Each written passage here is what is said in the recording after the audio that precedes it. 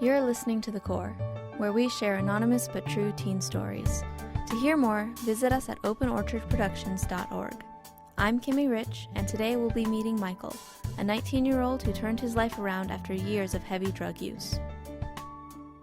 I'm not going to lie, being involved in a drug scene, it wasn't what I actually needed. It was an analog for what I needed. Just like drugs never actually made me happy. They made me think I felt happy.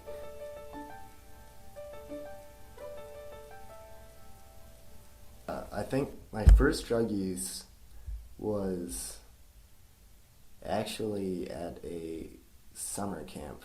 It was a music-based camp, very rock and roll, and so, there are two things that come with rock and roll, and one of them is drugs.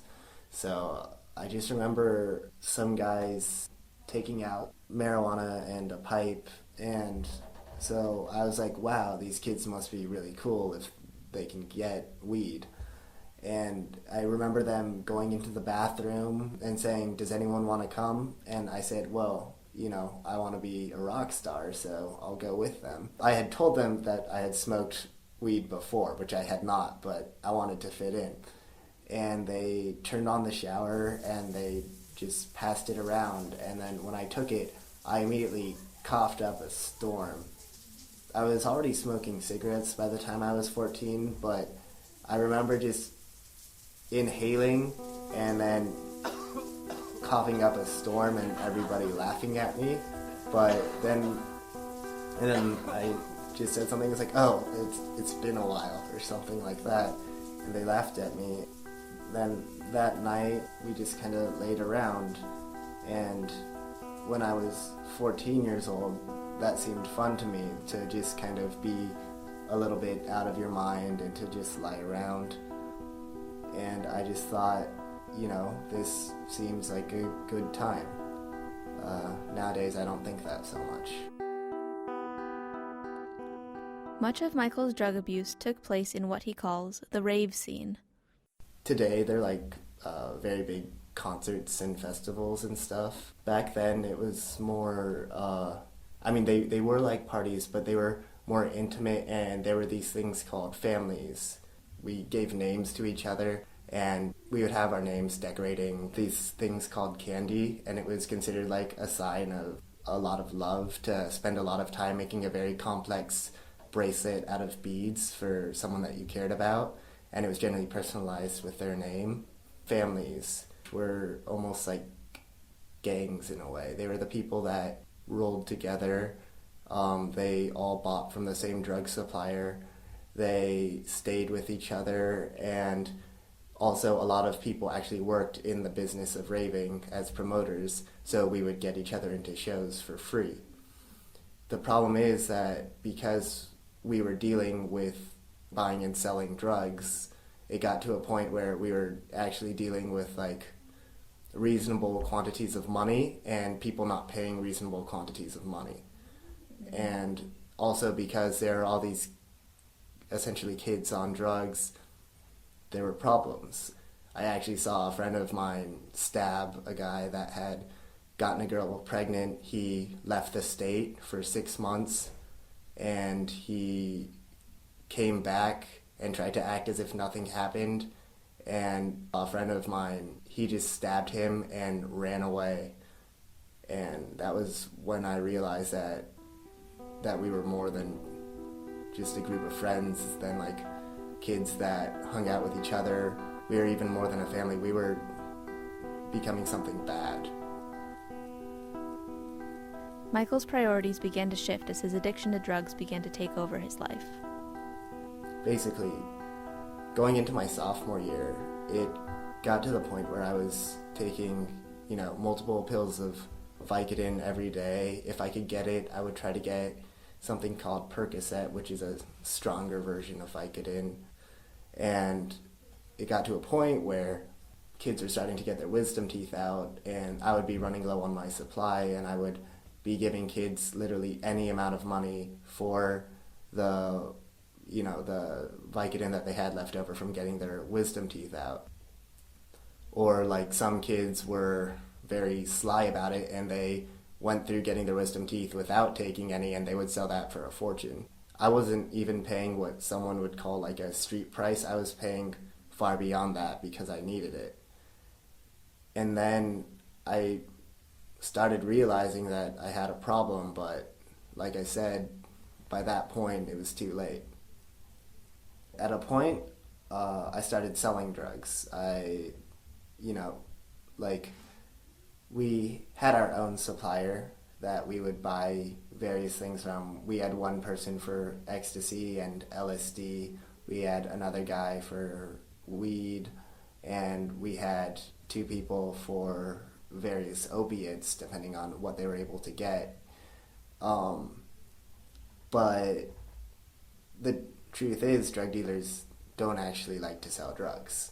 It's a dangerous business, so they get young kids, usually 14 to 18, to distribute for them, because young kids, generally speaking, are very, very easily able to get off of distribution charges. So, we would get like a small cut, but more importantly, we would be able to just take some off the top for ourselves. By the end of my sophomore year, my life was kind of falling apart. I had never been a great student, but at that point I was getting C's. My mom would cry like once a week from just how much trouble she was having with me. And my math teacher, she actually told me she told my parents that I was not the same person that I was before and that I needed help. Michael would spend days at a time with his Rave families, several weeks at once if it was during the summer. But even being so far away from home, he couldn't hide from his parents that something was seriously wrong. They had an idea, but they definitely did not know that I was getting into opiates. And I think one thing that I've always been good at was just lying and making up stories very solidly and backing them up. And so they would sometimes ask me, it's like, have you been out drinking? And I would just immediately construct a very plausible story that I wasn't. And my parents are very smart, but I really didn't leave any holes for them to poke in my stories. Basically, after my math teacher talked to my parents, we collectively decided that I was going to drop out of high school. Ultimately, that proved to be the best option for me, but that didn't stop that summer from me eventually progressing from Vicodin to heroin. When I started heroin was when I finally realized that everything needed to stop. I had a wallet that I kept like a really massive amount of money in. I had just turned 16 and I still didn't have a bank account. And it was when I went to that wallet and saw that I had like $40 left when 2 months before I had over $2,000 in there. And I started to look at my friends and realize some of these guys are 24 years old. They work at Hot Topic, and even then they can't make their rent, they can't pay their insurance. And at that point I just realized everything needs to stop. Finally seeing that he needed to turn his life around, Michael sought support from one of his closest Rave friends. I mean, after I left the rave scene behind, I haven't talked to any of those people except for one guy. We called him Mudkip. He was the one when I decided that I needed to quit drugs. Him and his mother were the one that helped me get through it. I went to him, I told him what I was going to do, and he said, like, okay, well, we're going to have to find a way to do this without anyone seeing you go through withdrawals.